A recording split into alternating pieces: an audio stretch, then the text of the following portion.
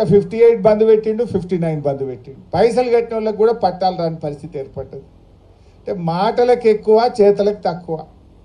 అప్పుడు ఏమన్నాడు, రైతు బంధు ఇగో కేసీఆర్ 10,000 ఇస్తుండు, నేను రాగానే 15,000 ఇస్తా అన్నాడు. ఏమైపోయింది, కొండ నాలుగకి మంది వేస్తే ఉన్న నాలుగు ఉడకపోయిందట. 15,000 కాదు కదా, 10,000 కూడా దిక్కులేవు కదా. వానకాలం రైతు బంధు ఇచ్చిండా, ఎగబెట్టిండు.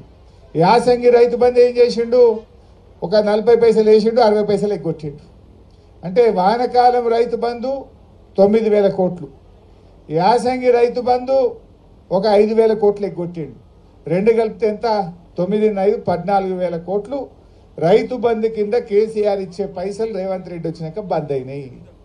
ఏం మాట్లాడుతుండు, రుణమాఫీ చేసిన అంటాడు. చేసిండా? రుణమాఫీ అసలు ఇవ్వాల్సింది 49,000 కోట్లు, అసెంబ్లీలో చెప్పింది 31,000 కోట్లు ఇస్తా అన్నాడు. ఇచ్చింది ఎంత అంటే 16-17,000 కోట్లు ఇచ్చిండు. ఆ ఇచ్చిన 16-17 ఎక్కడి, ఈడ రైతు బంధు కోసిండు, గాడ రుణమాఫీలు వేసిండు. అంతే తప్ప కొత్తగా ఇచ్చింది ఏం లేదు. నువ్వు వానకాలం యాసంగి కలిపితే ఎగ్గొట్టిన రైతు బంధు పైసలు 13-14,000 కోట్లు ఎగ్గొట్టినావు. గా 13-14 తెచ్చి గీడ రుణమాఫీ చేసినా అని మాట్లాడుతున్నావు.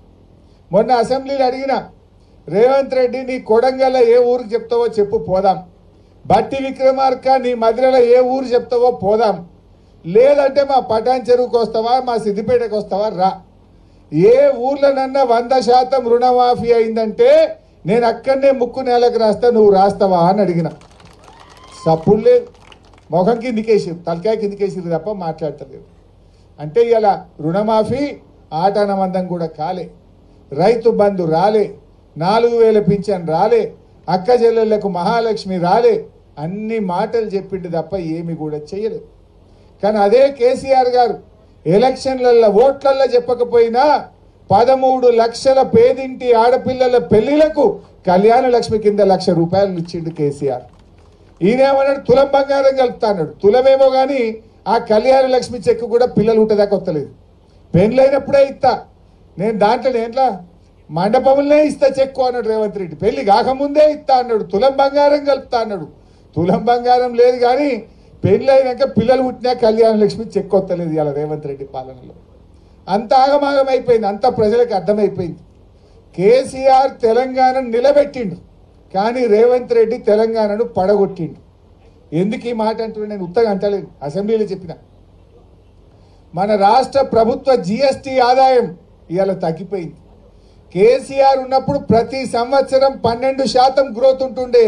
రేవంత్ రెడ్డి వచ్చినాక దేశ సగటులో సగానికి సగం పడిపోయింది తెలంగాణ జీఎస్టీ ఆదాయం.